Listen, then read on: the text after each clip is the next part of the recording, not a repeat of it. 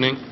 Welcome to the Willmar City Council meeting for Monday, December 17th, 2007. Roll call. Mayor Heitke. Here. Councilmember Reese. Christensen. Here. Anderson. Here. Swenson. Gardner. Here. Dockin. Here. Baggerly. Here. DeBleek. 6 present, 3 absent. Thank you, Kevin. Please stand for the Pledge of Allegiance. I pledge allegiance to the flag of the United States of America and to the republic for which it stands, one nation under God, indivisible, with liberty and justice for all.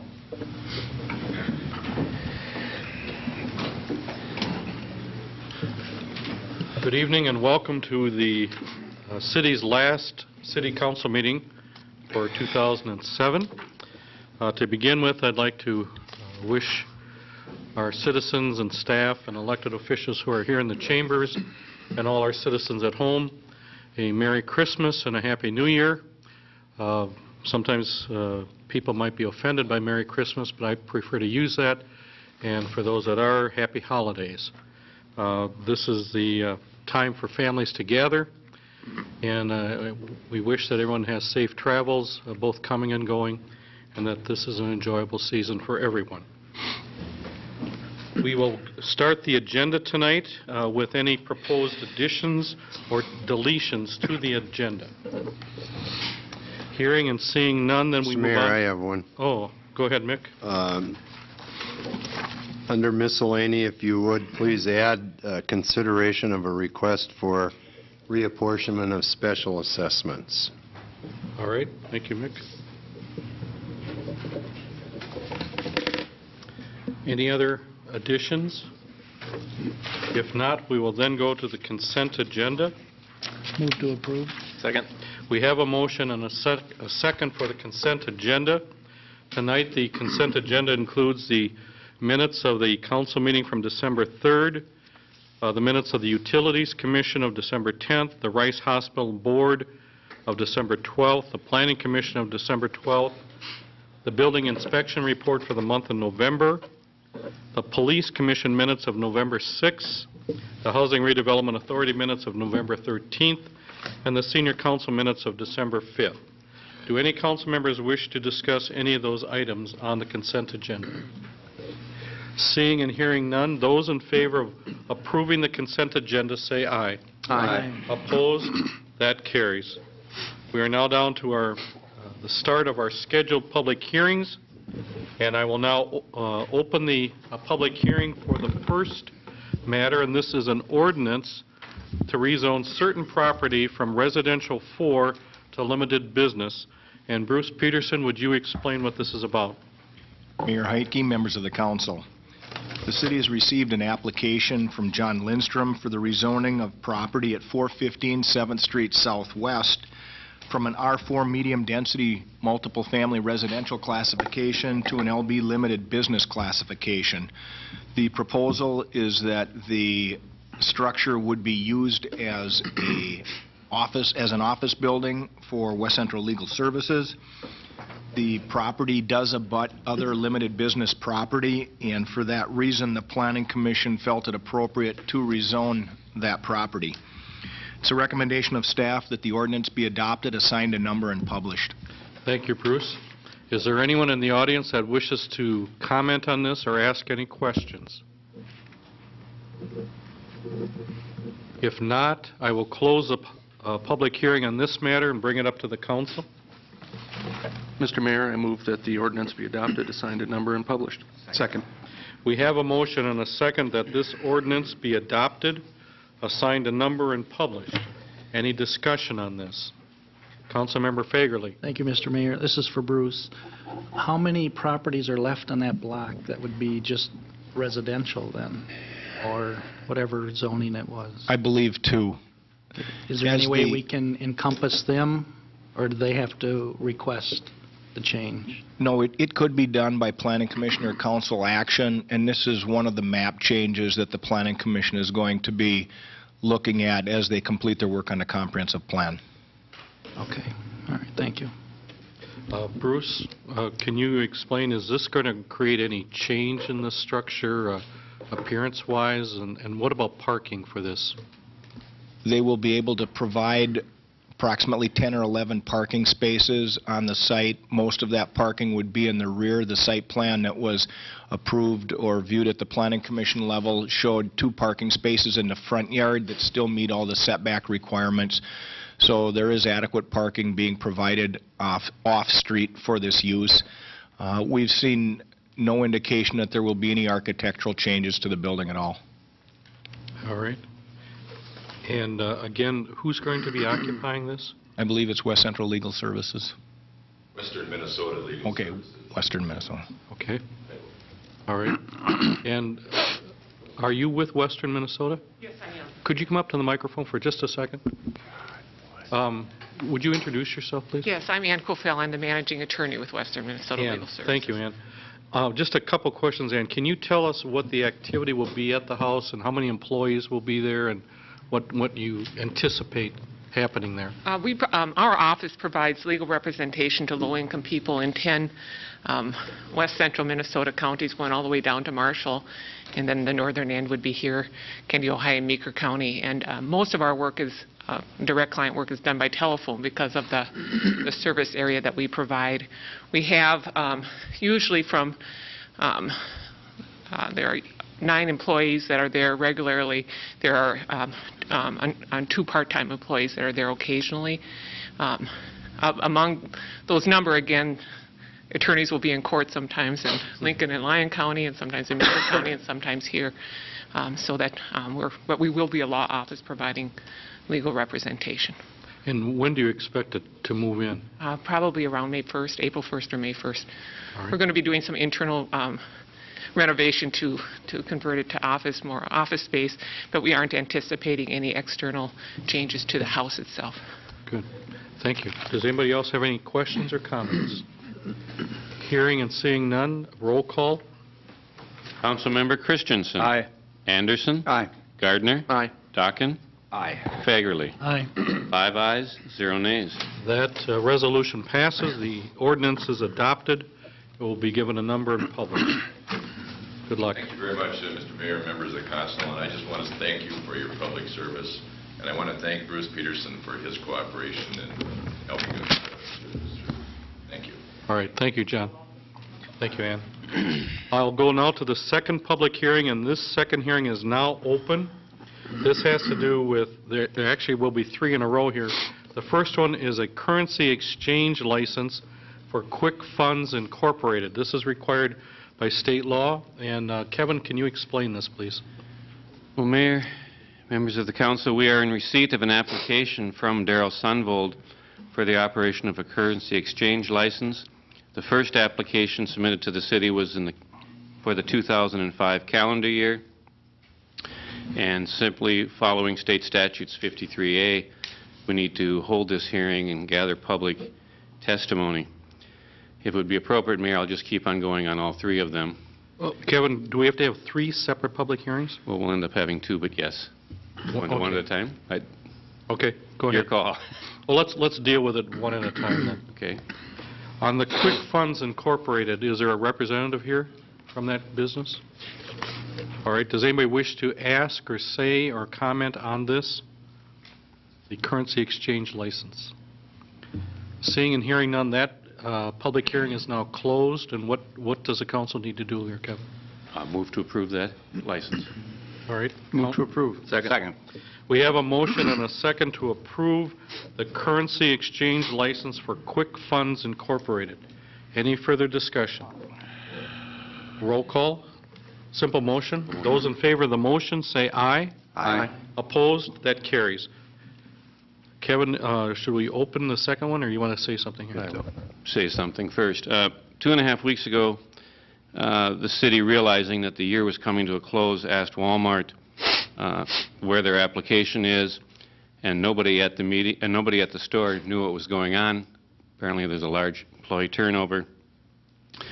So we put the notice in the paper to hold a hearing as we had in the prior years. Pursuant to a state law, they have now moved, and that state law states that they cannot have a second currency exchange license within 1/2 mile of another one, and so the state of Minnesota will not allow them to have one because they're too close to the ongoing currency exchange license for Ace Cash Express. And so that is withheld and a moot concept at this point. Okay, so Walmart will not be in consideration here. Okay. Yes. Then I will open the second public hearing on Ace Cash Express. Again, it's a currency exchange license. Kevin, would you explain that one? And it's the same thing here. The first application was received for the calendar year 2000 and every year since, and we're just simply holding the hearing to take any public testimony. All right, is there anyone in the audience that wishes to make any comment or ask any questions about Ace Cash Express? Seeing and hearing none, the public hearing is now closed on that matter. Council? Move to approve the license. Second. Okay, we have a motion and a second to approve this license. Councilmember Gardner? Thank you, Mr. Mayor. Did you want to say something first, Kevin? Okay. I did want to ask staff, when did we receive the application from Ace Cash Express? The reason I'm asking the question is that there appears to be, similar to what we have in land use, there's a 60-day rule by state statute upon which we have to act upon applications before us. I'm of the understanding that they have already, in fact, received their license from the state because, and that we did not act within that 60-day time period. Would that be correct? That could be very possible. I was not aware there's a 60-day time frame. Prior years when we had 3, we'd always hold them and do all 3 of them at the same time, and they'd come anywhere in generally the month of November on.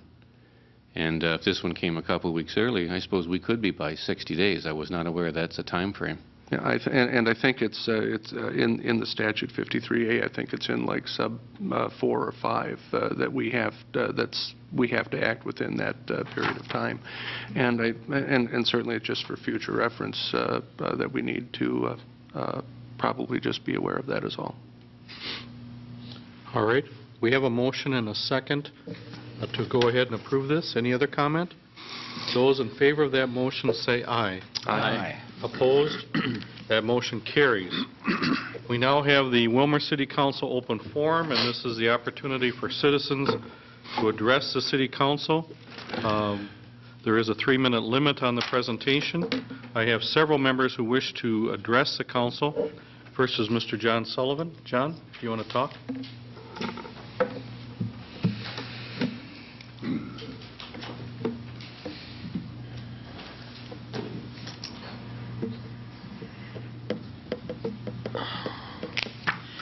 Thank you, Mr. Mayor, members of the council. You're getting pretty used to me. My name is John Sullivan, 508 Southeast 13th Street, Willmar. I had several issues, but I'm not going to speak on all of them. I'm going to pass this out to you. You can read it, but the main one I want to speak about is the library funding. I was not involved at all this year with the library funding like I was last year. And I really didn't pay much attention to it because of that. But after I read Lori and John's letter last week, I got to looking into it. And I find that on the mayor's proposed budget, he did not include the $27,407 that was given to the library this year, which would have made the total $342,498. And then you add the $80,000 on for the building fund, whatever that is. So what the library requested was $352,773, which was exactly 3% of what they got this year or next year. So you argued about the $7,000 that you wouldn't give them, but their letter was accurate. You only gave them less than 1%, 0.0096 to be exact, probably carry it out further, from what they got this year. Because this year they got $342,498. I talked to my councilman about it, He said it's done. We did it. I said, can't you bring it up and at least admit a mistake? Because the library was being very compliant in going with the 3% request. And that 3% request, I think, was $10,125, if I remember right. And then the mayor said that he added another 6% for the PLS services.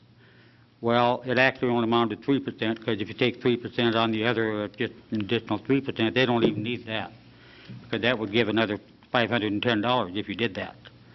But they don't need that. But I feel it's only fair to honor their request that the mayor and the city requested on a budget of no more than 3%, and that's exactly it. So I just think it would be behooving to the city to honor the commitment of the 3%, and I realize there's an error in there, whether it was overlooked, it doesn't mean no things happen. So I'm not blaming anybody or anything. It's just something that they caught, I caught after the fact. If I would have been involved, you'd have heard about me a long time ago. So, but anyway, that's it. And I had some other issues here I don't want to bring out in public, but I do want you to read. Would you give them to the city clerk over here? Mr. Halliday? Mr. Halliday, Give them to Kevin. He'll pass them out. a second. No, John, give them all to the city clerk, and then he'll pass them out. Thanks, John. Thank you. Thank you. All right, Mr. Dockin? Thank you, Mr. Mayor.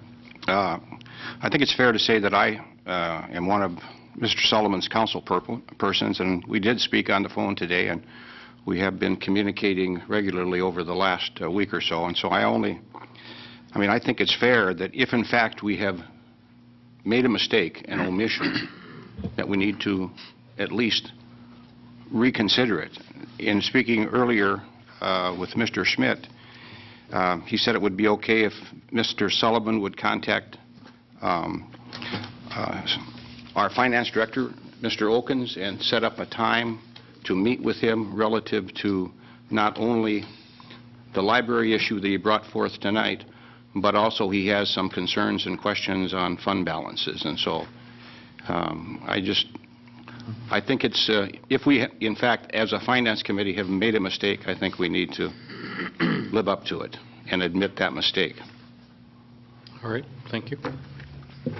Mayor, may I respond to part of that comment? No, your time is up now, John. The next one is Mr. Lauren Schultz.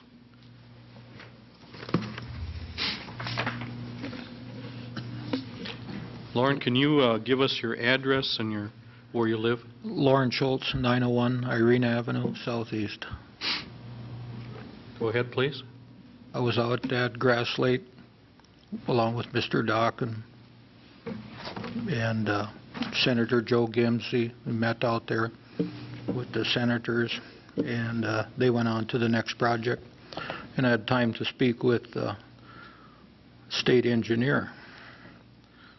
He said we need to purchase land, put the water on the inside the bypass, on the south side of the ditch, the lowest point, because we don't have enough room to put the water. Can't get it by the bypass fast enough. And if Dean Johnson's lobbying for this money, is there going to be any funds so you can purchase land so we can get started? Or is this going to be delayed another year? I don't know the answer to that question. And I see more signs going up there, land for sale, development, behind Walmart, behind the bowling alley. And if people are going to build there this next year, we have more water. The other thing is, the last 2 years when the Super Walmart store was built down there, it filled the clean water holding area out in Grass Lake. Normally in a drought year that would be dry, just like the ditches were on both sides, the east-west one and the north-south. When you put that much pressure in the lake bed, it filled that water holding capacity full. Now if we pump our stagnant water up in there, and the whole thing becomes stagnant, and we raise the water level, if the water runs one way, there's nothing stopping it from going the other way, because we'll be at a higher elevation out there than what you are in town. So I told the engineer, we got to run our water east and west, parallel with the ditch, so it runs away from us, our stagnant water. Keep our south water coming from the east end of town, that's at a higher elevation. Separate the two, so the clean water isn't running over the stagnant water and washing it back in the ditch and down the Lake Waganda. We have to run the clean north and south where it always has been running, and the two don't come together till way out in Grass Lake. We have to keep our clean water clean and our stagnant water separate. So when our clean water eventually meets up with the stagnant water, after it's settled out, that we further dilute it. But if we run the clean water over the stagnant water, it'll wash it all back in the ditch and we gain nothing. So he wanted to know how I could fix it, so I told him. But he said we also need room for water inside the bypass. Where are we going to get it?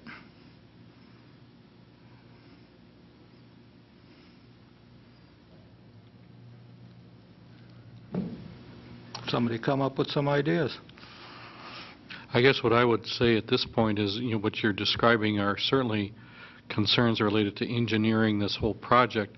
Have you taken the time to sit down with our city engineer and discuss this with him? I went and saw your engineer that drew up your sewer plan, sewer project. Mm-hmm.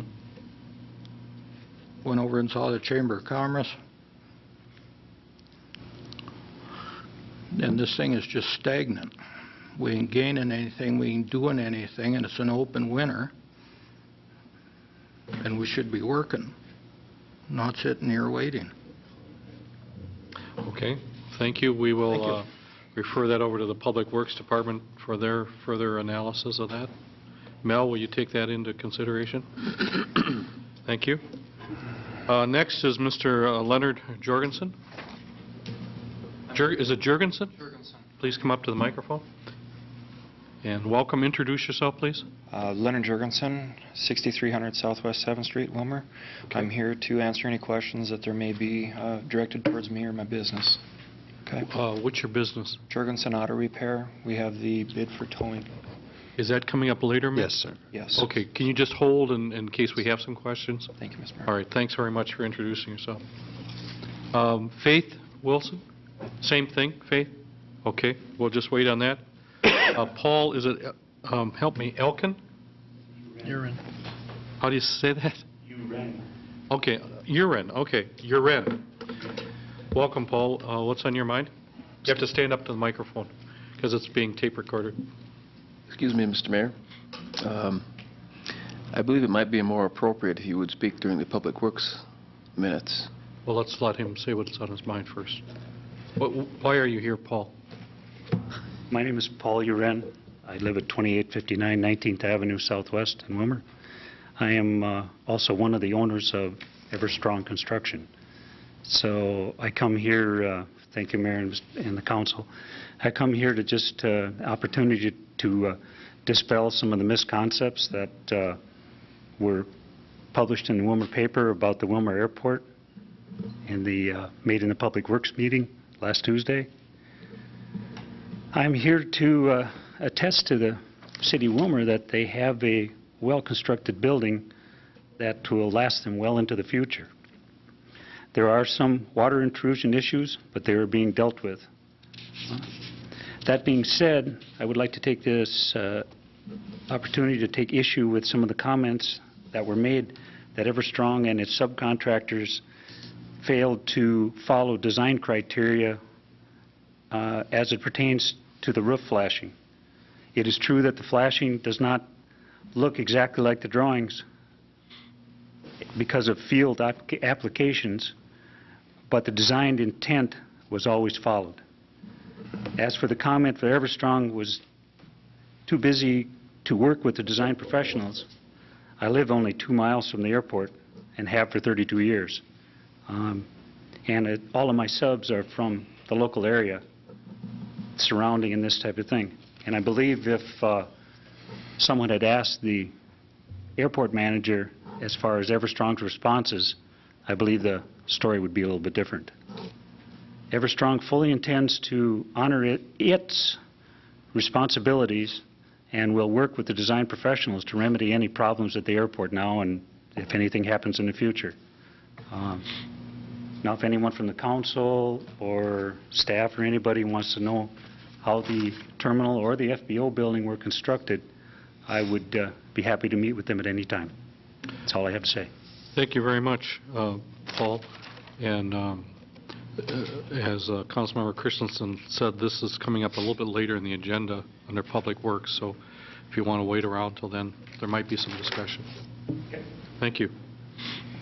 All right, that's what I have on people who wanted to address the City Council tonight. Then we will move on. Hasim, did you want to talk to the Council tonight? He's here for the Finance Committee, Mr. Mayor. All right, just wait then. We will then move on to Public number safety. 9 on the agenda, and that is the Finance Committee report for December 10th. Councilmember Anderson. Thank you, Mr. Mayor. Excuse me. The first item on our agenda was the Rice Hospital joint venture. Mr. Massa from the hospital presented information to us regarding the new joint venture proposed between the hospital and affiliated community medical center. For the last 21 years, the existing Willmar Surgery Center has been a successful limited liability partnership between these two organizations and is being proposed to be expanded into a new venture to be named Willmar Medical Services, LLP. In addition to the ambulatory surgery center, this new partnership would include a comprehensive cancer center as well as imaging services. The intent is to provide better patient care and coordinate services in our community. Recruitment of doctors and technicians for these organizations will benefit us as well. The hospital and center are proposing to begin operating under Willmar Medical Services, LLP as of January 1st, 2008, and will be absorbing approximately 45 employees that currently work for both Rice and ACMC. A new managerial position will be created for the Cancer Center as well as one for the Imaging Services branch.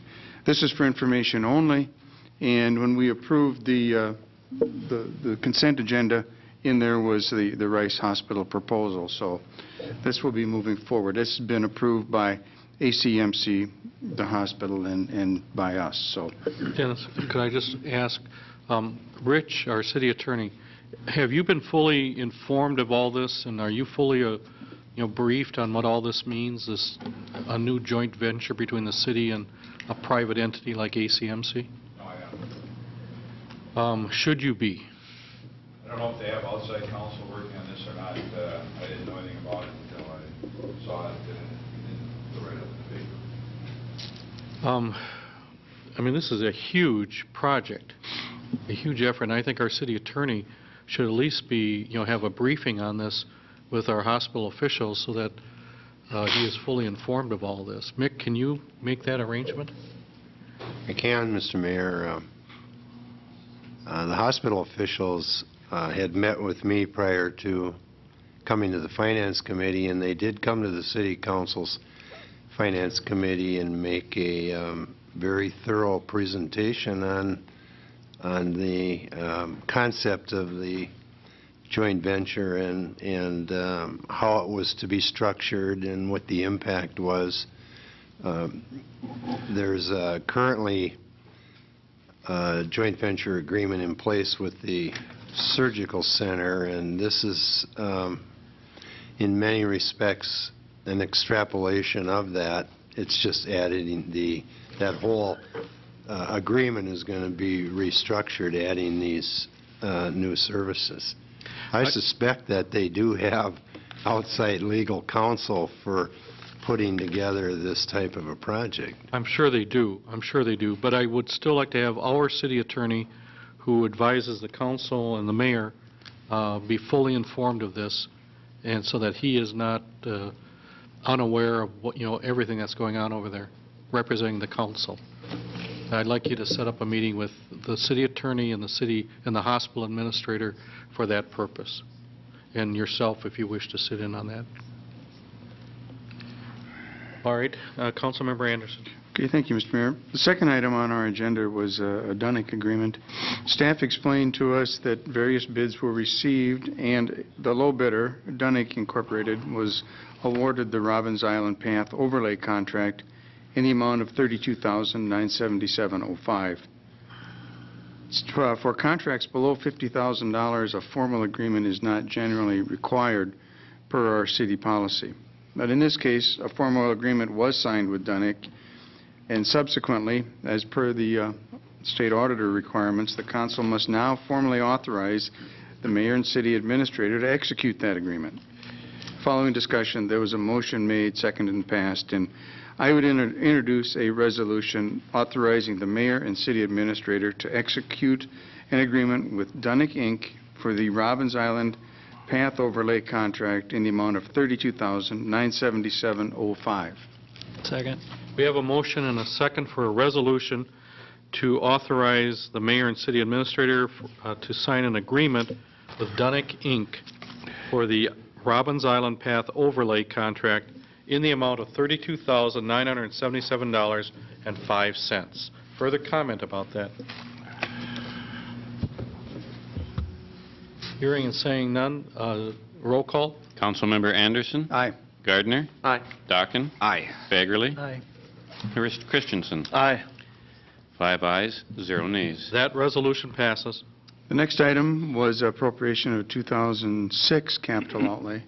Staff presented to us a request to reappropriate funds from the 2006 capital outlay to 2007 capital outlay for re-roofing Gurry Shelter at Robbins Island. The project, initially budgeted in 2006 in the amount of $4,000, is being proposed to be completed in this year, 2007, and the low bid is $3,560. Following discussion, there was a motion made, seconded, and passed, and I would introduce a resolution authorizing funds to be reappropriated from the 2006 capital outlay to the 2007 capital outlay in the amount of $3,560. Second. We have a motion and a second for a resolution to authorize funds be reappropriated from the 2006 capital outlay to the 2007 capital outlay in the amount of $3,560. Further comment? Roll call. Councilmember Gardner. Aye. Dockin. Aye. Fagerly. Aye. Christensen. Aye. Anderson. Aye. 5 ayes, 0 nays. That resolution passes. The next item on our agenda had to do with an agreement with the Senior Club. Leanne Freeman, the Community Education and Recreation Senior Center Coordinator, presented a proposed 5-year memorandum of understanding between the Willmar Senior Citizens Club and the City of Willmar to clarify ownership of all land, buildings, and equipment. In an effort to resolve ownership and maintenance issues at the Senior Citizens Center, the city is proposing to assume ownership of all equipment and all other items currently owned by the Senior Citizens Club, including the dishwasher, large coffee pot, pool tables, piano, organ, and miscellaneous equipment and furniture. An inventory will be established and all items will be covered under the city's insurance policy. Only the club's office equipment will remain the property of the Senior Citizens Club. In exchange for the club's relinquishing the control, ownership, and maintenance of these items to the city, the club will no longer be required to make an annual donation to cover the costs of operating the facility. Any future donations of equipment, furniture, and that sort of thing will require approval of the Senior Center Coordinator and then will become the property of the City of Willmar. This 5-year agreement would be effective in 2007 and run through 2011. Following discussion and question and answer period, there was a motion made, seconded, and passed, and I would introduce a resolution authorizing the city administrator to execute the 5-year memorandum of understanding between the City of Willmar and the Willmar Senior Citizens Club. Second. We have a motion and a second for a resolution to authorize our city administrator to execute a 5-year memorandum of understanding between the City of Willmar and the Willmar Senior Citizens Club regarding equipment. Further comment? Questions? Roll call. Councilmember Dockin? Aye. Fagerly? Aye. Christensen? Aye. Anderson? Aye. Gardner? Aye. 5 ayes, 0 nays. That resolution passes. The fifth item on our agenda had to do with some certified deferred assessment. Clerk Halliday explained that in 1999, the council adopted a resolution deferring assessments against parcel 95-914-1890 in the amount of $7,630.78 and against parcel 95-914-2140 in the amount of $6,213.63. Owners of both properties have now deceased. Subsequently, these assessments are now due and payable and should be submitted to the Ojai County Auditor to be placed on the tax rolls for collection in 2008. And I would introduce a resolution authorizing the City Clerk Treasurer to submit the deferred 1999 assessments for project 432-9901 on parcel 95-914-1890 in the amount of $7,630.78 and on parcel 95-914-2140 in the amount of $6,213.63 to the Ojai County Auditor to be placed on the tax rolls for collection in 2008. Second. We have a motion. We need two motions here, Kevin? Yes, sir. For the two separate parcels? Correct. Okay, so the motion will be for the first parcel, Second. and it's been seconded. And this is a resolution to authorize the city clerk treasurer to submit this deferred 1999 assessment to the Ojai County Auditor in the amount of $7,630.78. I won't read all the other numbers. They were already stated. Comment on that? Roll call. Councilmember Fagerly? Aye. Christensen? Aye. Anderson? Aye. Gardner? Aye. Dockin? Aye. 5 ayes, 0 nays. That resolution passes. Now we need a second resolution. I'd introduce the resolution to, for parcel 95-914-2140 in the amount of $6,213.63. Second. We have a motion and a second for a resolution to authorize the city clerk treasurer to again submit the deferred 1999 assessment for the parcel so noted in the amount of $6,213.63. Any comment or question? Roll call. Councilmember Christensen? Aye. Anderson? Aye. Gardner? Aye. Dockin? Aye. Fagerly? Aye. 5 ayes, 0 nays. That resolution passes. The next item on our agenda had to do with forfeited land. City Clerk Halliday presented information to the committee regarding 4 parcels located within the city of Willmar that Ojai County has submitted to the state of Minnesota for non-payment of taxes for the years 2000 through 2006. The county board has placed an appraised value on each parcel as listed below, but the city assessor has reviewed each parcel and has noted a higher value on each parcel as recorded for tax purposes. The county values will be the starting bid price at an annual auction of forfeited land. The appraised values for those parcels include parcel 95-222-1620 at $200, parcel 95-015-0240 at $5,300, parcel 95-390-0360 for $100, and parcel 95-630-0780 for $2,000.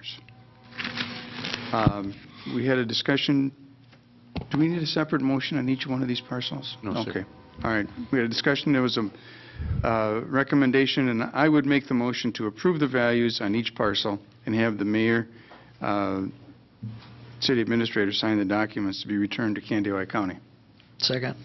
We have a motion and a second for a, this is just a motion, right? It's not a Yes, sir. resolution. A motion to approve the values of each parcel as it was described and have the mayor and city administrator sign the documents to be sent back to Ojai County. Further comment? Councilmember Fagerly. Thank you, Mr. Mayor. This is for Mel. Have you had a chance to look at any of these lots in case we can use them for detention or retention ponds?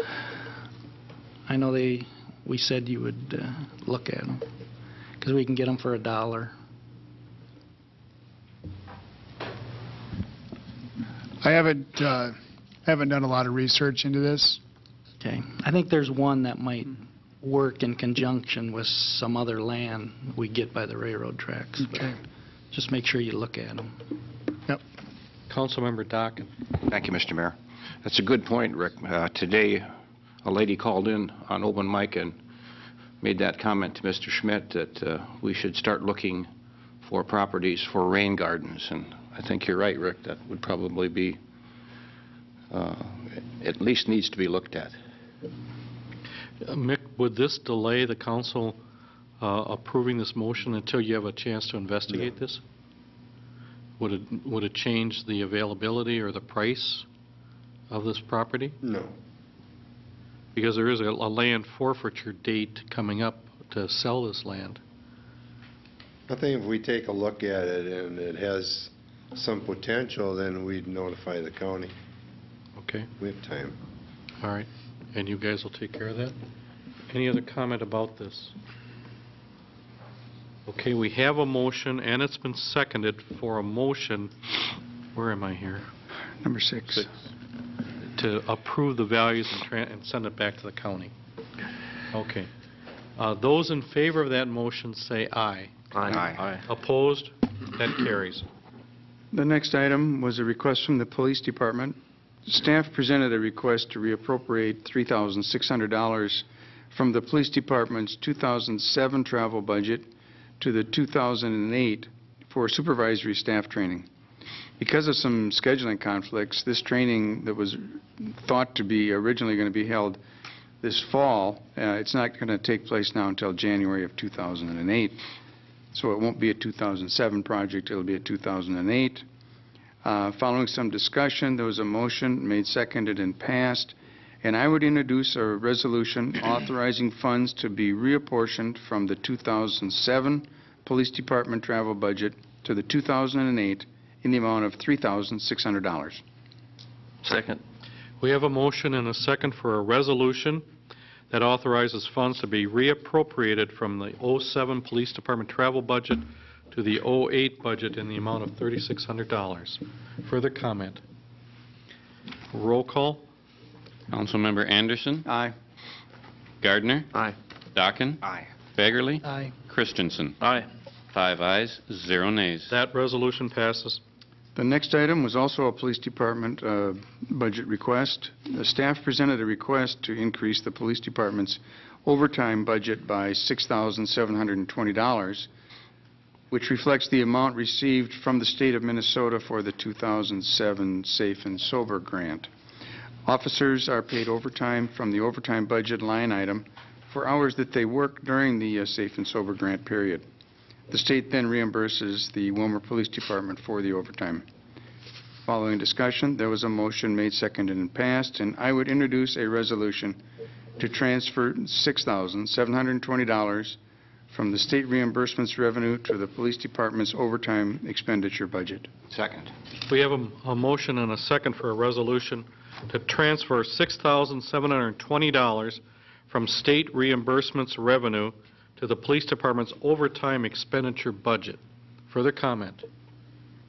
Roll call. Councilmember Gardner. Aye. Dockin. Aye. Fagerly. Aye. Christensen. Aye. Anderson. Aye. 5 ayes, 0 nays. That resolution passes. The next item had to do with the city's investment policy. Staff presented the City of Willmar investment policy to the committee for our annual review. The committee didn't have any recommendations for change, so the investment policy was received for information only. The next item was fund balance policy. Staff discussed with us the state auditor's recommendation that a formal fund balance policy be adopted by city councils. The committee determined that a draft of the policy should be prepared and presented to the Finance Committee for our review at some future meeting. That was for information only. The final item on our agenda were some reports. We reviewed the reports of the September 30th Willmar Community Foundation, the September 30th MUC, October 31st Rice Trust, October 31st Lawful Gambling, November 30th Lawful Gambling, December 17th Lawful Gambling, November 30th RAC 8, November 30th CVB, and the November 30th EDC. That was also for information. Unless there are questions, I'd move to file these minutes. Second. We have a motion and a second to file the minutes. Councilmember Dockin? Thank you, Mr. Mayor. Dennis, do we know when we're going to be discussing the fund balance policy? It says at a future meeting. Do you have an idea of when that will be?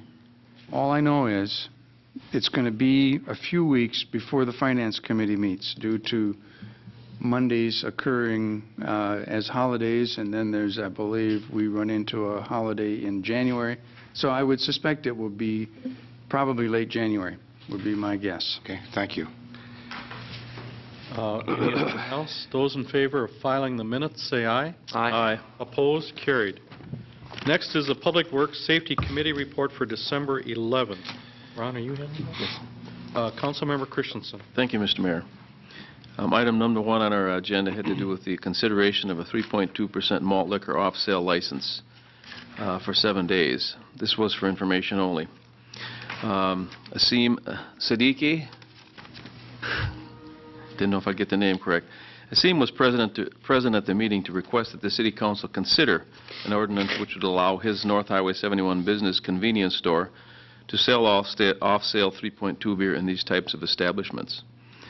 Previous councils have consistently rejected this idea of allowing for these types of licenses. Asim emphasized that the importance of being able to offer these products in his ongoing attempt to save his newly established retail business.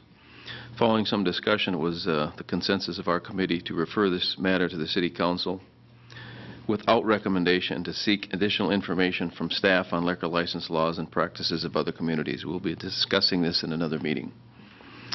Just a second. Asim, do you want to speak as to why you want this license? You please come up to the microphone.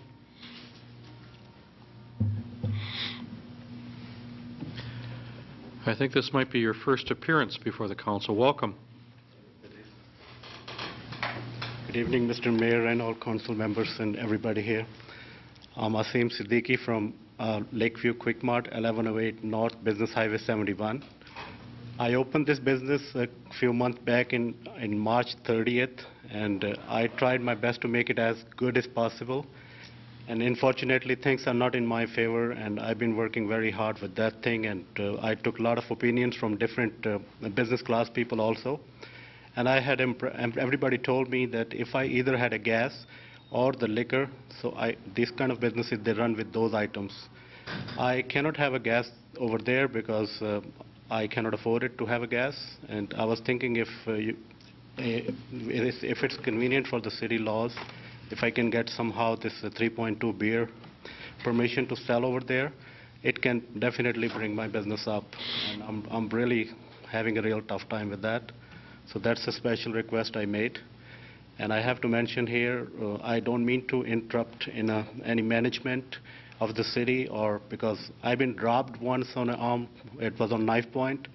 I had a break-in my places one time within few months, and both of the timings I have to mention it. The police department, they got both of the people within 2 hours, and I must say congratulate them and appreciate their efforts.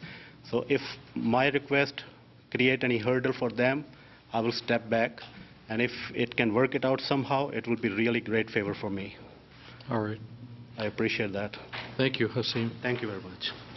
This matter is under consideration, or what's going on, Mick? Mr. Mayor, members of the council, I think if you were to grant Mr. Siddiqui's request, you would need to eventually introduce an ordinance that would allow for the sale of 3.2.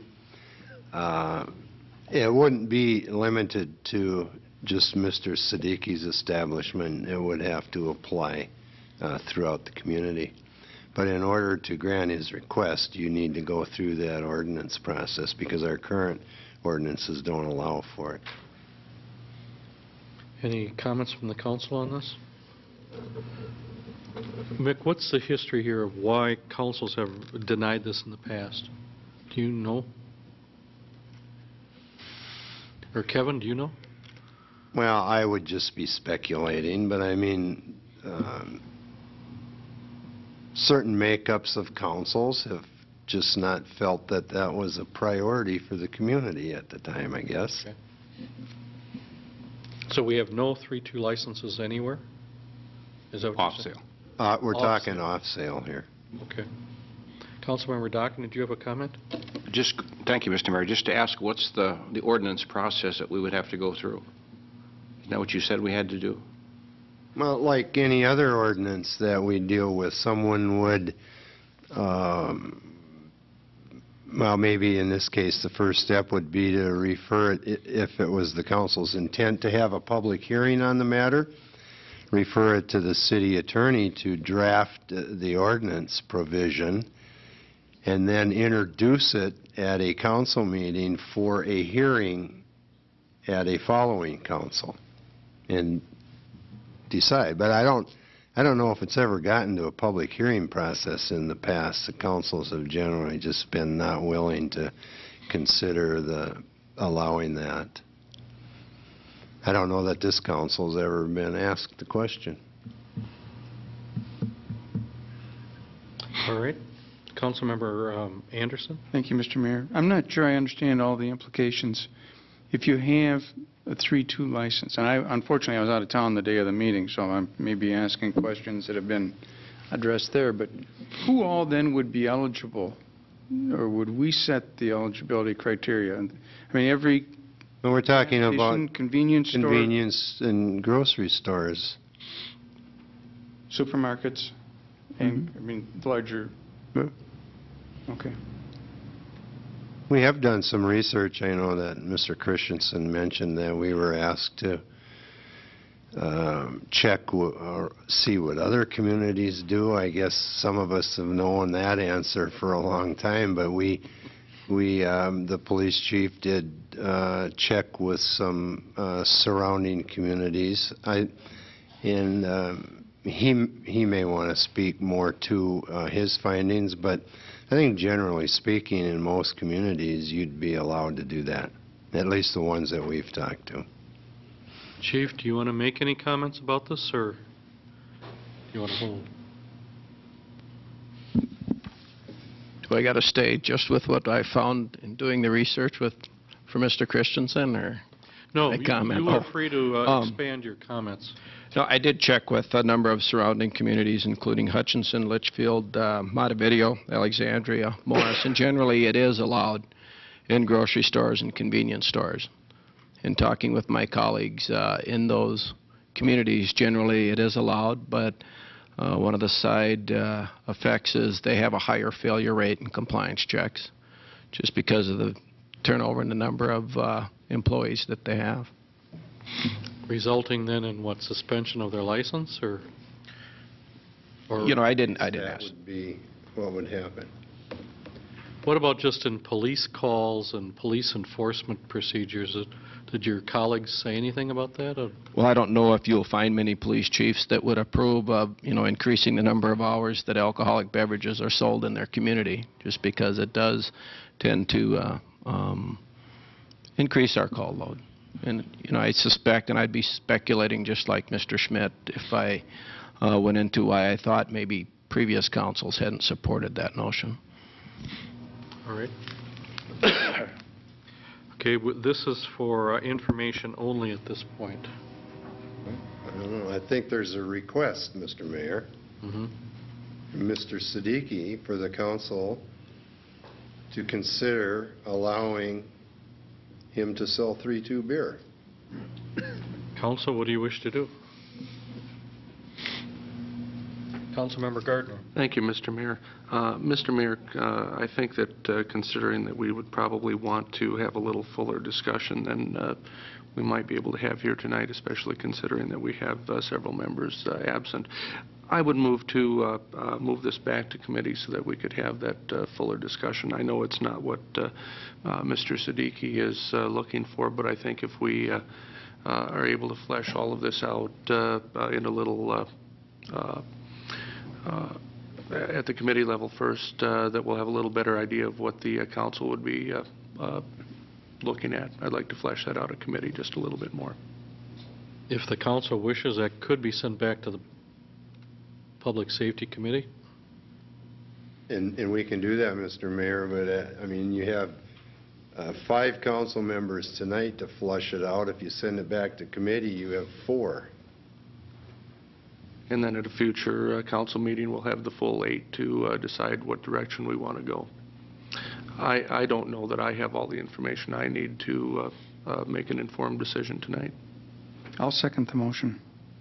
To Send it back. to Public Safety? Mm-hmm. Is that what you want to do, Steve? Is that your motion? That's correct. All right, we have a motion and a second to send this matter to Public Safety, Public Works.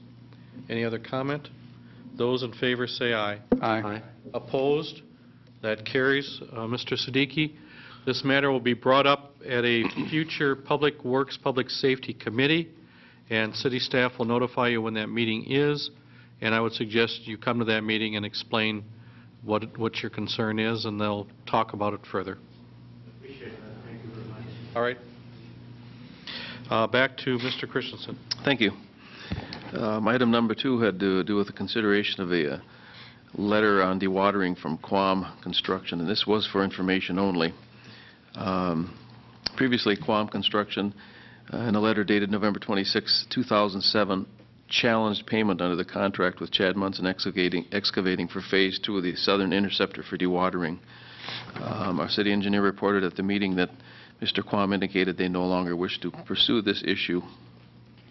Also, Donahue and Associates has prepared the pay estimate and recommends that we pay as per their preparation. The committee discussed this and they agreed that with the Donahue information. Item number 3 had to do with change order number 2 for project number 0701. We were presented a second change order for project number 0701, which reflects the difference in actual quantities based on the unit prices agreed upon in change order number 1, which authorized the water main replacement for a portion of 26th Avenue Southwest. That's a mouthful. The increased quantities are due to a wider trench because of water main depth, and it resulted in an additional cost of $6,919.48. Motion was made, seconded, and passed for the following, and I will introduce the recommendation. To accept change order number 2 for project number 0701 in the amount of $6,919.48 and to amend the budget accordingly. Second. We have a motion and a second. Now, we need 2 resolutions. This is 2, excuse me, yes. So the first one would be to accept the change order. Right. Rick, do you agree with Second, that? yeah. Okay. So the first resolution is to accept the change order for 0701. Further comment? Roll call? Councilmember Dockin? Aye. Fagerly? Aye. Christensen? Aye. Anderson? Aye. Gardner? Aye. 5 ayes, 0 nays. That resolution passes. I'll introduce a second resolution which would amend the budget accordingly. Second. There's a motion and a second for a resolution to amend the budget in the amount of $6,919.48. Further comment? Roll call? Councilmember Fagerly? Aye. Christensen? Aye. Anderson? Aye. Gardner? Aye. Dockin? Aye. That resolution passes. Item number 4 was the Berquist Park improvement budget. We were presented a preliminary budget for the erosion control measures being constructed at Berquist Park on the north side of town. The budget shows the contributions from the Soil and Water Conservation District, Hawk Creek Association, Kansas County, and the city to complete the improvements. The City Council authorized the improvements earlier this year. Motion was made, seconded to pass for the following, and I will introduce a recommendation. That is to adopt the preliminary budget as presented in the amount of $15,000. Second. We have a motion and a second for a resolution that adopts the preliminary budget in the amount of $15,000 for the Berquist Park improvement. Further comment? Roll call? Councilmember Christensen? Aye. Anderson? Aye. Gardner? Aye. Dockin? Aye. Fagerly? Aye. 5 ayes, 0 nays. That resolution passes. Our fifth item was the October-November wastewater treatment plant relocation project report from Donahue and Associates. Craig Holmes overviewed the activities related to the wastewater treatment plant relocation and conveyance systems improvements for the months of October and November. Easement acquisitions continues with offers letters sent out to 3 groups for the acquisition of pipeline corridor land. 2 groups of parcels are presently in condemnation with the first court hearing scheduled for December 17th, 2007. The design staff is working on the 95% design with plans and specifications along with cost estimates to be completed in mid-December. Also, workshops with staff have been held to review instrumentation and control design issues as well as with the utilities to discuss power supply. The Ditch Authority has conditionally granted the outfall permit for Hawk Creek pending MPCA's approval of the environmental assessment worksheet. In construction, the first phase of the interception is nearing closeout. Construction for Phase 2 was completed with the contractor post-construction submittals being reviewed. That was for information only. Item number 6 had to do with the design contract amendment with Donahue and Associates. Once again, Mr. Holmes with Donahue and Associates presented a proposal to amend the firm's engineering services agreement to add items necessary to complete the design phase of the project. The additional scope of services includes program management support for the interceptor corridor acquisitions and improvements at the existing wastewater treatment facility dealing with phosphorus issues. Additionally, the design phase completion date is adjusted to April 30 of 2008, and the costs of the 4 primary engineering services tasks are reallocated to reflect these changes. The maximum compensation remains unchanged. Following some discussion, a motion was made, seconded, and passed for the following, and I will introduce a resolution to authorize the city administrator to sign the agreement amendment on behalf of the city. Second. We have a motion and a second for a resolution to amend the design contract with Donahue and Associates and have our city administrator sign this amendment. Further comment? Is that a roll call, Kevin? Yes, sir. Roll call. Councilmember Anderson. Aye. Gardner. Aye. Dockin. Aye. Baggerly. Aye. Christensen. Aye. 5 ayes, 0 nays. That resolution passes. Our 7th item had to do with the HNTB airport discussion, and this was for information only. Our administrator introduced Greg Alberg and Tom Angus of HNTB and Gunnar Unger of Boonestro and Associates, who were present at our meeting to provide a project status report and participate in discussions about the new Willmar Municipal Airport. Mr. Alberg provided a PowerPoint presentation briefly reviewing a history of the project and a review of the airport master plan, site selection process, and the status of numerous federal and state grants and associated construction contracts. It was noted that 4 of the 7 federal grants have been closed, both state grants closed, and that at a meeting with the staff earlier in the day, plans would be developed to close the remaining 3 grants, federal grants. Mr. Alberg closed his presentation with a review of the project budget. Following that, a question and answer period was held and considerable time was spent reviewing the requirements for completing the airport layout plan, noting a request for additional funding to complete a revised plan under federal mandate would be forthcoming. Some committee members and consultants discussed at length some problems that were associated with water leaks at the new terminal building and the reasons for having to widen our taxi lanes following initial construction activities. Working through the consultants and building architects, plans are underway to make additional building and site grading improvements to address these water issues at the new site. Again, this was for information only. There being no further business, I would move to file the minutes. Second. We have a motion and a second to file these minutes. Those in favor say aye. Aye. Aye. Opposed? That motion carries. Next on the agenda is the Labor Relations Committee report for December 12th. Councilmember Gardner.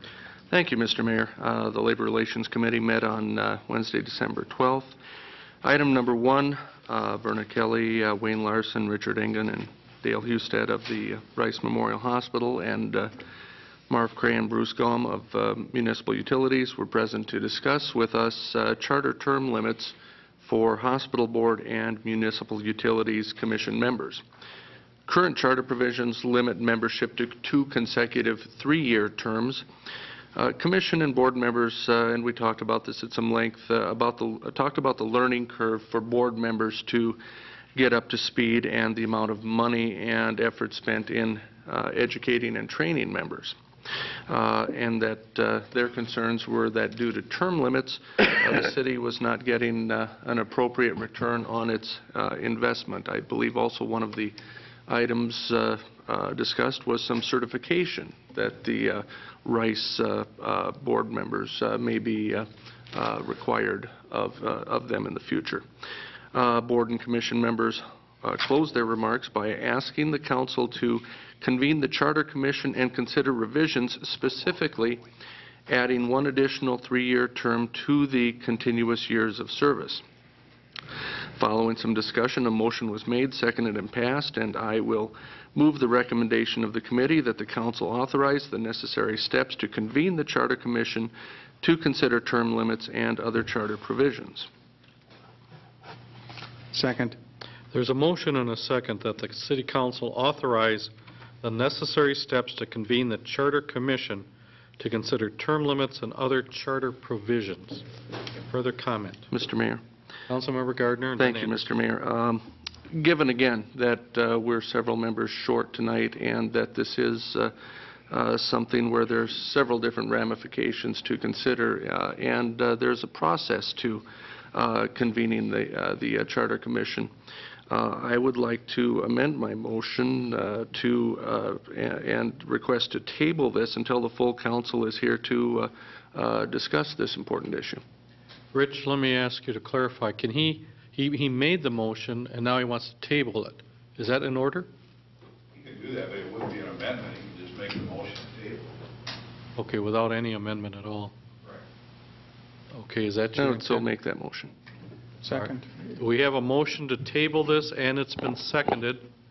That means there's no more discussion. Is that right, Kevin? No more discussion? Rich? You can discuss it. Correct, yeah. All right, those in favor of tabling this motion say aye. Aye. Those opposed say no. No. On a 4-to-1 vote, the motion is tabled. It can be brought up later for further discussion at a later time.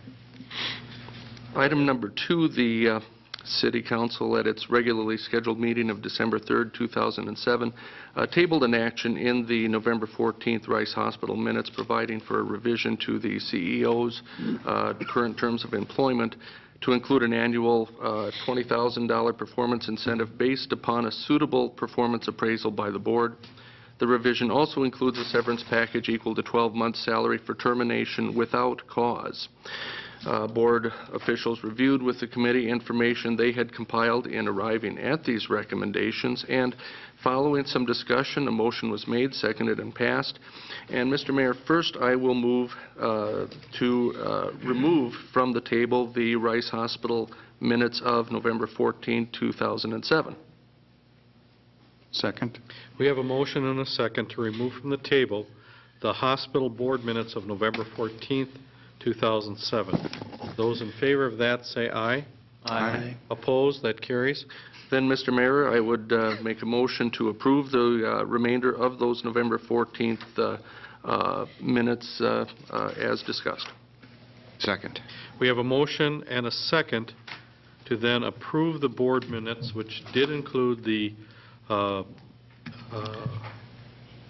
agreement with the CEO of Rice Hospital. Further comment about that? Those in favor of that motion say aye. Aye. Opposed? That motion carries. At that time following, then there was a motion made and seconded to close the meeting for the purpose of discussing the status and strategies of MUC contract negotiations.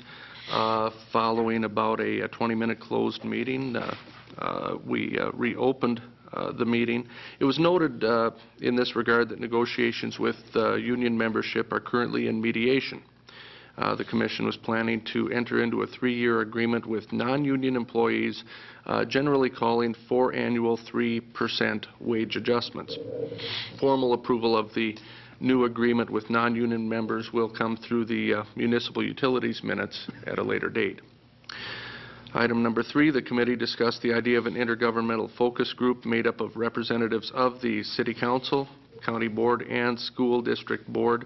The idea surfaced following a joint meeting of the 3 public entities on November 30th. Councilmember Anderson and myself have indicated an interest to you, Mr. Mayor, in representing the City Council on the focus group. Following discussion, a motion was made, seconded, and passed, and I move the recommendation of the committee to the mayor that Council members Gardner and Anderson be appointed as focus group representatives for the city. Second. We have a motion and a second to approve Councilmember Gardner and Councilmember Anderson to the focus group representing Willmar for the city, county, and school district. Further comment? Those in favor of that motion say aye. Aye. Aye. Opposed? That motion carries. Item number 4, Mr. Schmidt requested that the committee consider an indefinite extension of the early employee retirement program. The current program is offered to full-time employees with 20 or more years of continuous employment with the city and who are also eligible to collect pension from PERA. The current program provides that the date of retirement would have to be on or before December 31st of 2008. The retiree is offered 1 year of paid individual health insurance for every 3 years of service, not to exceed $430 a month until the years of service benefit are either exhausted or the employee is eligible for Medicare. If anyone has any questions, they can certainly ask Mr. Schmidt to expand on it, but it's his opinion that by extending the program, the city could reasonably expect some of its key personnel to forego early retirement and remain in their respective provision, particularly within the law enforcement unit, for a few more years. And following some good discussion, a motion was made, seconded, and passed, and I move the recommendation of the committee to approve the request as presented. Second. We have a motion and a second for a request to extend the early employee retirement program up to December 31st, 2008. No, that's when it currently expires. Well, that's when it currently expires. So the request was to extend it indefinitely. Okay, with no closure date on it. All right. Further comment from council members? Councilmember Dockin. Thank you, Mr. Mayor. Chief, why would it forego early retirements? Mr. Mayor? Mick, go ahead. Mr. Dockin? I'm sorry. With all due respect. Yep. I apologize for... The chief, no, the reason I wanted to interrupt is because the chief might be one of those individuals that I was that I was referring to in my comments to the Labor Relations Committee. I was going to ask him that question. Essentially what happens is that the current policy expires, the window at the end of next year, and it will have the effect of forcing people to make decisions about their retirement plans maybe a little sooner than they would like to. In order to take advantage of that benefit, they would have to leave prior to the end of next year. What I'm suggesting is we remove that deadline date. We may not force people into that decision. Okay, thank you. Any other comments? Councilmember Christensen. Thank you, Mr. Mayor. Is this something we need to review then annually? I mean, or we're just going to say forever, this is it? You know, from time to time we've established a window, and then we would revisit it, and when it made sense, we would set another one. That's a good question you ask, and I've watched with interest the county's program. County has the same eligibility requirements, and many years ago they left it in place without any deadline dates, and It really hasn't adversely impacted their workforce in any way, and so I don't know that having a deadline date is key. Can we go back and revisit it from time to time? Certainly. Yeah. At some point in the future, it may not make any sense any longer to have that window, and we close it. But for now, I see no reason to do that. Wouldn't the fee per month for health insurance be a factor that might cause the policy to be revisited? Yes, because from time to time, it does get adjusted. All right. Any other comments from council members? Councilmember Fagerly. Thank you, Mr. Mayor. I was just wondering if this was a later date. I have a question on the Charter Commission. What do you mean? Well, we tabled it. We can't discuss it, and it's, 5 minutes ago, so it's a later date. Can I ask a question? About the Charter Commission? I think you can ask a question. I'm not sure if we'll answer it. But Well, it's to Rich. Didn't you say a few months ago, or in 2006, we're supposed to convene this every year? You're not. The Charter Commission is supposed to meet once a year. Okay. But it's not your job to convene them once they've been set up. But historically, they've met, they've done their work, and as a practical matter, they don't meet again until requested. But by state law, they are supposed to meet once a year. Okay, but we don't even have one. I right think now. there's three members of the last commission still in Willmar and available for service. Okay. So they don't even have a quorum. So what's the process again? Process is to petition the chief judge of the district to appoint a new commission. Okay, and how many members? 15. 15. Okay. All right, thank you. Okay. Why did you bring it up? In the middle of a motion It was tabled. There is a motion on the floor, Mr. Yeah, I probably shouldn't have allowed that, but I did, so. All right. There is a motion on the table, and it's been seconded, about this extending the early employee retirement program. Further comment about that? Not about the Charter Committee. Oh. Okay. All right. About the early retirement. If there's no comment, those in favor of that motion say aye. Aye. Opposed? Motion carries. Unless there are any questions of me, Mr. Mayor, I'd move to file the minutes. Second. We have a motion and a second to file the minutes. Those in favor say aye. Aye. Opposed? Carried. I'm going to move up, because we have people waiting here, I'm going to move up item 15 to right now, and that's the consideration of bids for 2008-2009 towing requirements. Mick, can you explain that? I'll give it a shot, Mr. Mayor. We took quotes or bids on this one? Bids? Bids. For towing services, we received 2 bids, one from Jurgensen Auto and one from Ed Service Center. Staff is recommending that the city accept the low bid of Jurgensen Auto for $109,800, and at the same time, Mr. Mayor, requesting that you include adjustments to the administrative fee schedule. Currently, in the 2007 calendar year, the towing rate is $75 per vehicle, and then we attach an administrative fee, and with taxes, the total cost comes to $135. What we're recommending in the 2008 proposal, that the admin fee for cars remain at $135, responding to accidents, towing vehicles as a result of accidents be increased to $140, and for towing large trucks, $215. And that simply reflects the amount of the bids that we received for each of those 3 categories.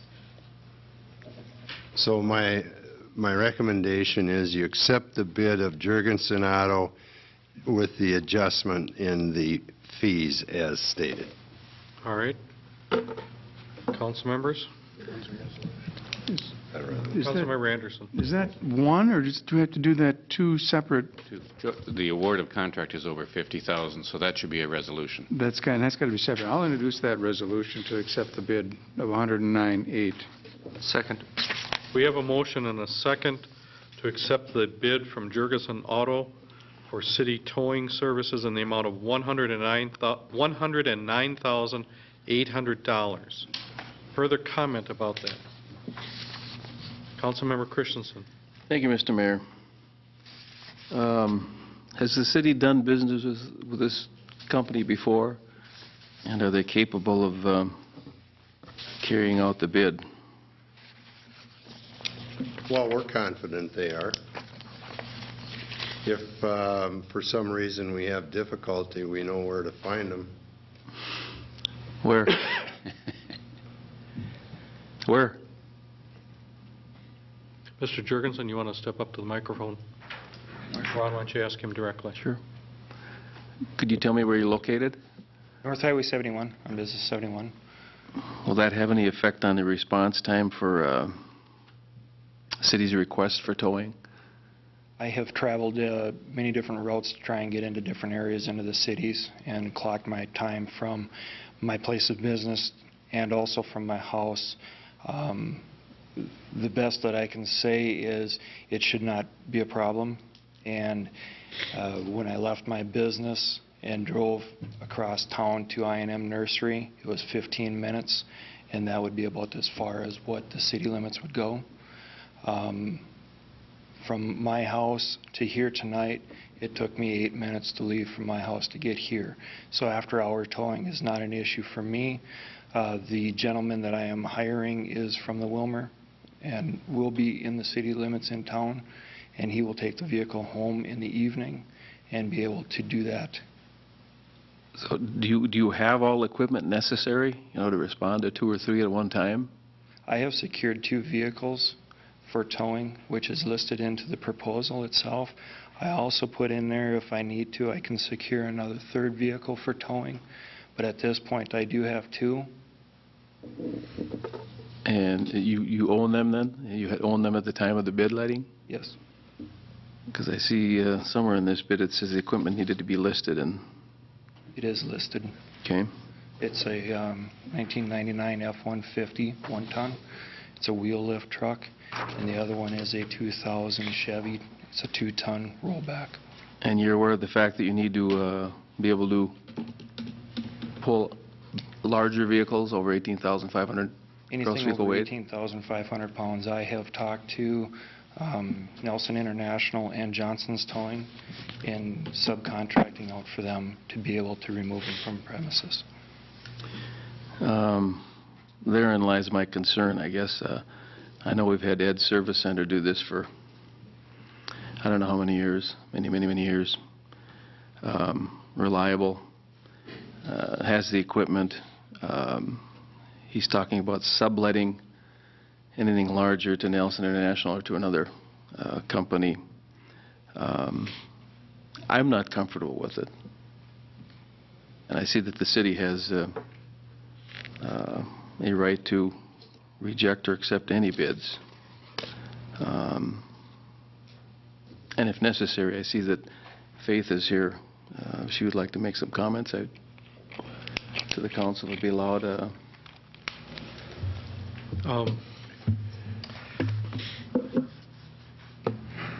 that allowed? I guess that's my call, isn't it? Well, that's your call, Mr. Mayor. My only response to Mr. Christensen is this is a public bidding process, and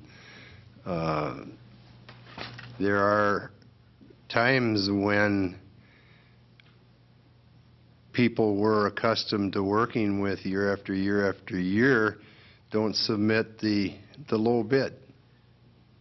We've seen it in the construction of our streets. Now we're seeing it in this year's towing. There are times when we go out for bids and receive one bid.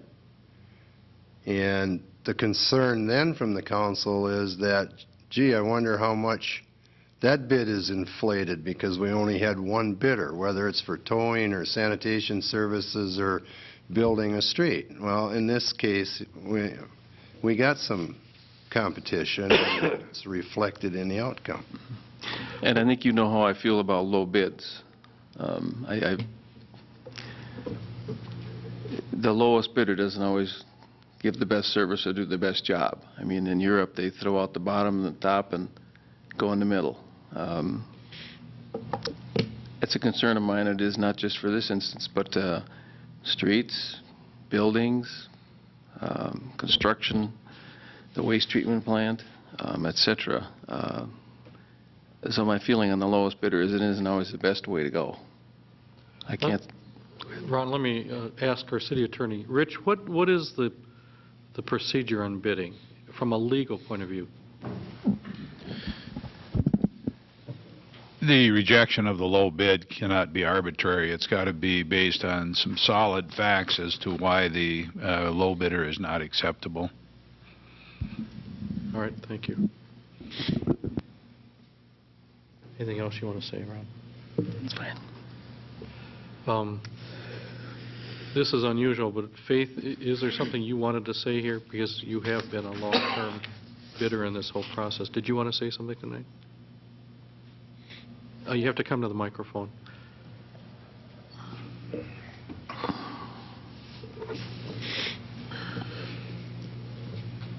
I guess the only thing that I was concerned about was on the big equipment, and also if there is a flatbed, what kind of equipment did he have listed? Was it a 99 F-150 with a wheel lift, and what was the other unit that was listed? I don't remember. It's a 2000 two-ton Chevy chassis rollback with a lift on the backside. Gross vehicle weight is 26.7. All right. Okay, that's what I was wondering, was the regular tow truck and a rollback, because I know that many times they call for 2 flatbeds or they call for one that definitely needs a flatbed. My concern with the heavy unit, with the big one, in not putting, per se, listing a vehicle, is that the bid is bid for the trucks, and the equipment is to be listed. It says that they need to own and operate those units at the time that the bidding is presented, which was Friday the 14th. As far as subletting, I guess it doesn't say anything in the contract about subletting out. It is a contract between the city and the owner of the business.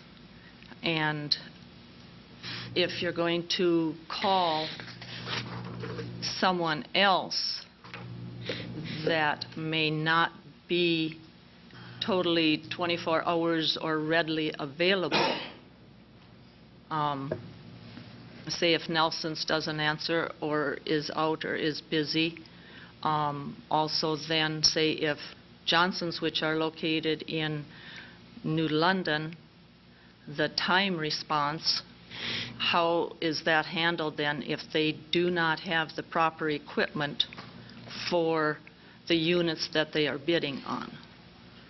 I mean, if you're bidding on a unit, a regular tow truck and a flatbed for the cars, the snowbirds, maintenance, whatever comes up, motorcycles, but from what he's got listed, he does not show ownership or operation of a heavy unit for the trucks.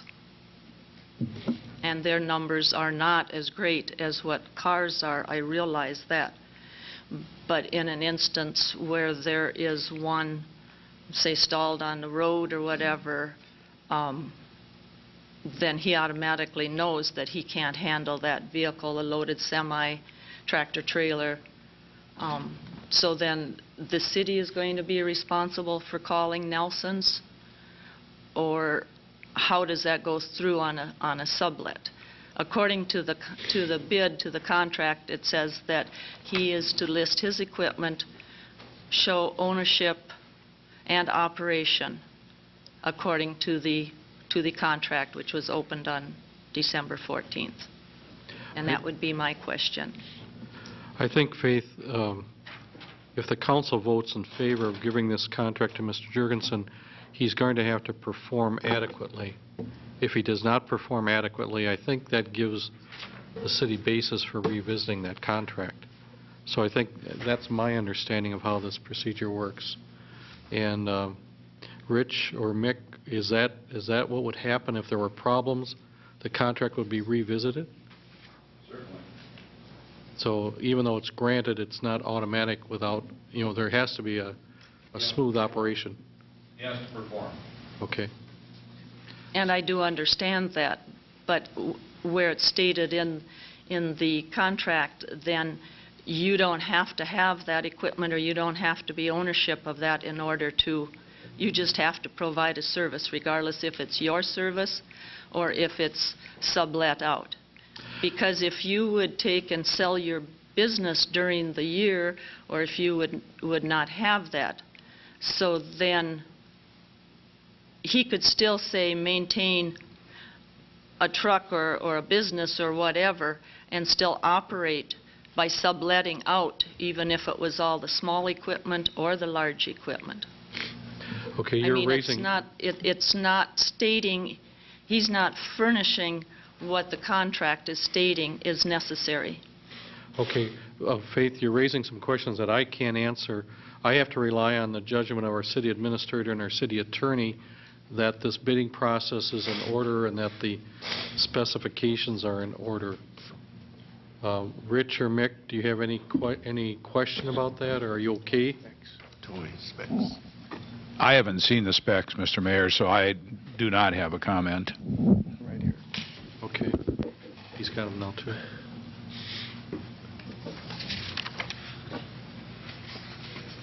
I don't remember on what page number it was, but it's where the trucks are listed, the equipment is listed. And it states right above the listing of the equipment. Mr. Christensen, do you want to comment while Mr. Schmitz waits? Thank you, Mr. Mayor. Item number 4 on the bidder's request states clearly that the bidder shall have the necessary equipment for performing the required work under this contract. The bidder shall list below the equipment the bidder owns and operates. The bidder's vehicle shall be in good operating condition and shall have the proper safety equipment for towing, including dollies, slings, and any other equipment necessary for towing. Now, this means he shall have the necessary equipment for performing the work, which includes pulling an 18,500 gross vehicle weight vehicle. I don't believe he has that. I'll defer to Rich. I don't believe it says that. I don't think that means the owner has to own it. Just says shall have. What? Let's have Rich comment. For informational purposes, it requires that the bidders list the equipment they own. It doesn't say they have to own all the equipment necessary to perform the job. They just have to have it available. So if he wants to lease it from somebody or if he wants to sub, that isn't prohibited. So shall have doesn't mean own. Did you read item number 4? Shall have the necessary equipment available to perform the job. He can, like I say, he can go lease it, he can subcontract it, whatever he wants to do, he has to have it available. It doesn't say available here. It says the bidder shall have the necessary equipment for performing the work, required work. It does not say he has to own and run. No, I understand that. It's like, what's the meaning of shall? Okay. All right, it sounds like everything was in order, although there's a disagreement into the interpretation. But if what our city attorney is advising the council, you're saying, Rich, that the bidding process and everything is in order? Yes. All right. Then we listen to our attorney on these matters. So I think at this point now we go back to the motion that's on the table, and that's that the council members have motioned and seconded that the contract be awarded to Jurgensen Auto. Now, is there any more discussion or comment about that before you vote? If not, this is a motion, Kevin? It's a resolution to award the It's contract. a resolution, so roll call. Councilmember Gardner. Aye. Dockin. Aye. Fagerly. Aye. Christensen. No. Anderson. Aye. 4 ayes, 1 nay. The resolution passes. The contract goes to Jurgensen Auto, and if there's any concerns during the year, you'll have to work with Mr. Schmidt. And there's the issue of the administrative fees, Mr. Chair. Thank you. And I've lost track of that, Mick. I'll move to approve the new administrative fees. Thank you, Ron. Second. We have a motion and a second to approve the new administrative fees for towing. Further comment? Roll call? Need not. That's just a motion. That's a motion. Those in favor of that motion say aye. Aye. Opposed? The motion carries. All right. We will move on now to number 12 on the agenda, which is the consideration of on-sale, club on-sale Sunday liquor licenses. Kevin, would you explain that, please? Mayor Heitke, members of the council, you have before you the list of establishments that are requesting renewal of their current Sunday liquor licenses for the calendar year 2008. It is staff's recommendation that you approve all licenses, and it must be in roll call by city charter. All right. Council? Move to approve. Second. We have a motion and a second to approve all of the on-sale, club on-sale Sunday liquor licenses as been submitted. Further comment about that? Roll call. Councilmember Dockin. Aye. Fagerly. Aye. Christensen. Aye. Anderson. Aye. Gardner. Aye. 5 ayes, 0 nays. That resolution passes. Next is a consideration of a resolution regarding just compensation number 4, wastewater treatment plant. Who wants to handle that? Kevin? Mayor Heitke, members of the council, we are continuing on our path to purchase or get easements on all on the pathway for the interceptor heading to the new wastewater treatment site. You have before you a resolution that authorizes city staff to extend offers to acquire these parcels needed for this conveyance system corridor. In this resolution, we have 17 new parcels. Property values anywhere from $55,000 down to $1,000. And they are praised by the Rulin Commercial Consultants. And it is staff's recommendation that you adopt the resolution so that we may extend offers to all these parcels. Thank you, Kevin. Council? Move to approve. Second. We have a motion and a second for a resolution that allows city staff to extend offers to purchase land parcels for the wastewater conveyance facilities between the existing and new wastewater treatment plant at a price equal to their appraised value. Councilmember Gardner. Thank you, Mr. Mayor. Just a quick question for staff. Is this just about the end of the need to extend offers? Have we identified all the parcels now? Yes, sir. We are clarifying only one more, but we believe these are all the offers.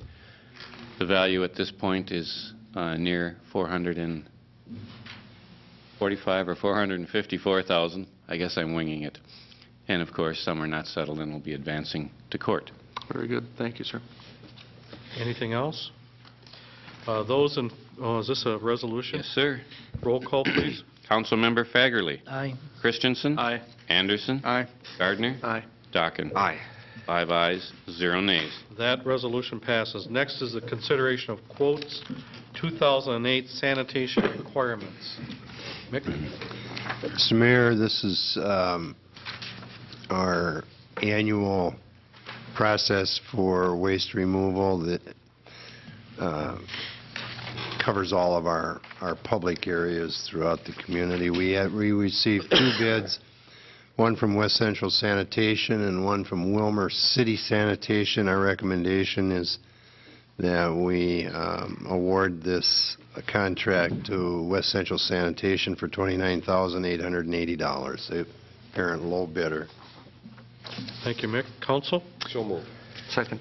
We have a motion and a second to award the city sanitation service contract to West Central Sanitation in the amount of $29,880. Further comment? Councilmember Anderson. Who had the contracted in for '07? City. Same company. Okay. Thank you. Anyone else? Councilmember Gardner. Thank you, Mr. Mayor. This one has bounced around a little bit in the past, hasn't it, between the two companies? Yes. Okay. Thank you. Anyone else? Kevin, roll call? Roll call, please. Councilmember Christensen. Aye. Anderson. Aye. Gardner. Aye. Dockin. Aye. Fagerly. Aye. 5 ayes, 0 nays. That resolution passes. Next is the consideration of Civic Center Blue Line Connection Change Order Number 5. Who can explain that? Mel is. All right. Mayor, members of the council, what you have in your packet is a bunch of items over the course of the last 6 weeks that have been done. And for the most part, they're all small items that I think, have talked about, maybe informally, even at change order number 4, but we just didn't have all of them complete. And perhaps the biggest one was the fire alarm panel issue, which was amounting to $10,899.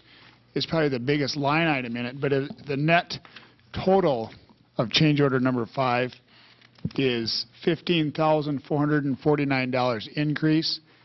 And there is money in the contingency fund to fund this change order, and this completes the project except for some very minor punch list items. So this would complete the financial part of this contract, and it's staff recommendation to approve this change order and authorize the mayor and administrator to sign on behalf of the city. Thank you, Mel. Council? Move to approve. Second. We have a motion and a second to approve change order number 5 in the amount of $15,449, and this is out of the Civic Center Blue Line Connection. Further comment? Roll call.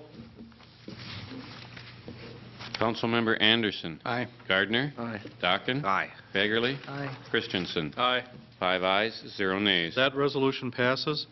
We're under miscellany reapportionment. Mick, do you want to explain that? Oh, Bruce, please explain. Mayor Heitke, members of the council, the developers of Hidden Valley Estates, which is a plat on the other side of Valley Brook in far west part of the city, have requested that the assessments against their property be reapportioned to reflect some lots that were recently platted. This was a condition that the Planning Commission and Council did attach to the plat, so it's the recommendation of staff that the council adopt the resolution that reapportions the assessments as requested. Thank you, Bruce. Council? Move to approve. Second. We have a motion and a second to approve the reapportionment request. Was that Valley Brook Estates? Hidden Valley Estates. Hidden Valley Estates. Further comment? Simple motion? No, sir. Roll call. Roll call. Councilmember Gardner. Aye. Dockin. Aye. Fagerly. Aye. Christensen. Aye. Anderson. Aye. 5 ayes, 0 nays. That resolution passes. Council committee meeting dates. Finance. Finance Committee will not meet, Mr. Mayor. Public Works, Public Safety. Tuesday, January 2nd, Wednesday, January 2nd, 4:45 p.m. Wednesday, January 2nd, 4:45, Public Works, Public Safety. Community Development, anybody know? This Thursday, I believe. This Thursday. And that's the 20th? Yep. Okay, Community Development, Thursday, December 20th at 4:45. Labor? No meeting. Anything else to come before the council tonight? If not, I'll entertain a motion to adjourn. Move. Second. We have a motion and it's been seconded. We are adjourned.